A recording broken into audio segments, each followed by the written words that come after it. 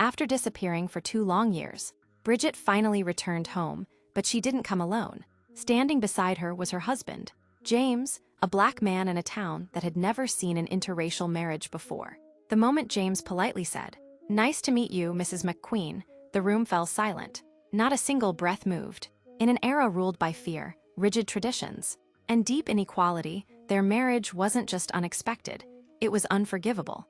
Overnight, Bridget's family became the center of gossip, whispers, and open hostility. When Bridget's brother rushed in and saw James, rage instantly took over.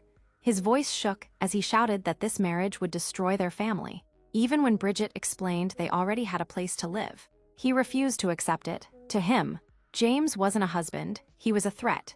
The outside world wasn't any kinder. At a local shop, the owner's smile vanished the moment Bridget introduced James as her husband. Sensing danger, they left quickly. Every stare, every silence reminded James that he didn't belong. But Bridget stayed strong. She squeezed his hand and promised that love would outlast hate. She was wrong. As soon as they returned home, Bridget was surrounded by her mother and cousin.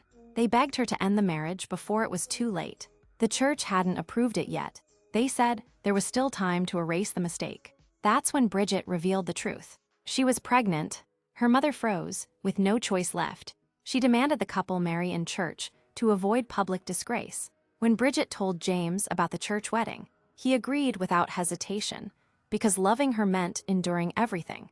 But even the pastor showed no mercy. When he came to announce the ceremony, he left them with cruel words, claiming their marriage would never be blessed by God.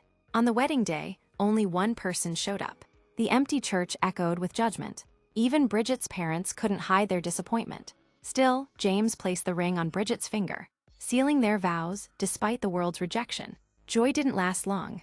With war raging, James took the only job he could, working as a sailor. As Bridget's pregnancy became more obvious, her brother warned her not to shame the family again.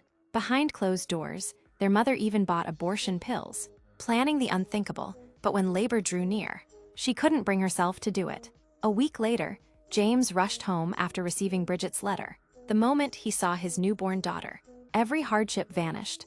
Though the family still rejected him, they allowed a baptism for the baby girl. Then James was called back to war, before he could even stay a full week. Time passed, the baby grew, but Bridget grew empty. Loneliness drove her to alcohol. Day after day, she drank with her troubled brother, slowly losing herself. When the war finally ended, the town erupted in celebration. Using the chaos as an excuse, her brother came again. Bridget sent her daughter upstairs. The drinking continued until they were both completely drunk. At that very moment, James was on his way home, carrying his bags, heart racing with excitement. He wanted to surprise the wife he had dreamed of for so long. But when he reached the window and looked inside, what he saw shattered him completely. Tidal color blind.